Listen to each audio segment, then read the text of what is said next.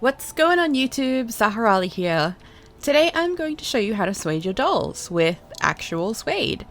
Well, no, not actual suede, because there's no such thing as like a berry pink animal. Don't use real suede for your dolls. Use cute colors that match the skin tone as close as possible. Or not. Up to you.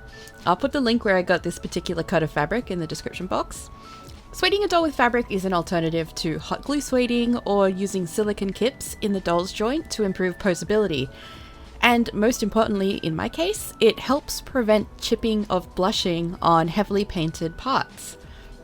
Fabric sueding is generally considered better than hot glue sueding because the fabric is softer than hot glue, so it's easier on the joints and provides just the right amount of friction.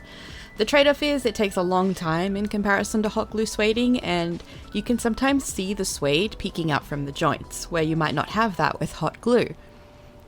For today's example, I am going to use Morwen's tail. Since she's a mermaid, she's going to be painted to the sky and back.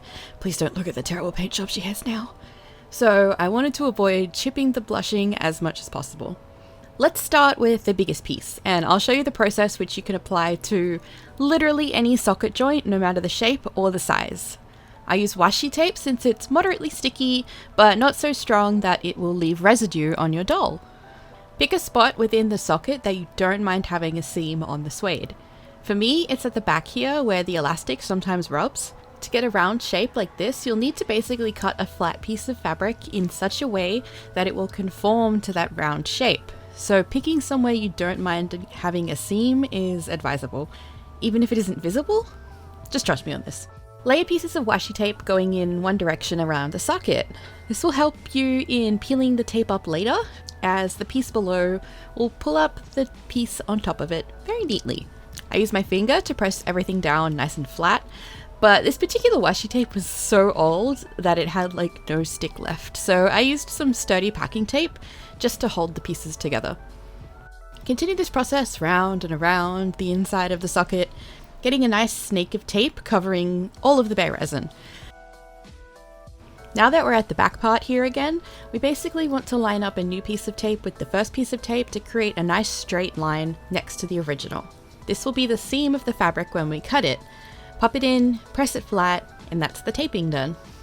Now using a pen, I mark where I want the actual suede to be in the socket. I aim to draw the line slightly lower than the edge of the resin to partially help hide the suede inside the jocket. The jocket? Socket. Jockey. When that's all drawn up, you can peel it off, and if you're lucky, it will come off in one long snake. Mine didn't, sadly, but you can use the pen marks to realign the tape when you're putting it back together. Place the tape flat on a piece of paper, and make notches in the tape if it isn't lying flat. I add notches to the bigger pieces as well, just to assure there's no awkward fabric puckering inside the socket. Then cut around the tape and you have a nice paper pattern for your suede.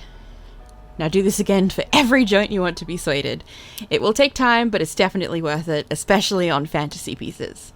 Now transfer the pattern to the suede. I do so on the wrong side of the fabric, the side that will be glued to the resin of the doll. You can tell which side is the wrong side by finding the side that's smoother and less hairy, for lack of a better word. Transferring the patterns is also a bit of a slow process, so to make sure my patterns don't shift, I use fabric clips to hold them in place on the suede and pop them off as I move around the pattern. Eventually you'll have all your pieces. I've marked mine to remember which is which, but I don't really need to since the size kind of gives it away. Placing it in the socket is fairly easy. Just line up your seam where you have marked it and pop everything in place to make sure it lays correctly. Then you just add glue. I use a very fine layer of hot glue, which ended up pushing the suede out slightly. But it's not too much of a big deal for me, since the color matches fairly well to how I plan on painting Maud in the future anyway. And that's basically it. That's how you suede your dolls.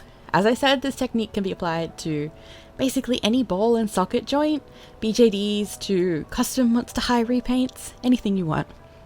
Good luck on your sueding adventures, and may your painted joints never chip.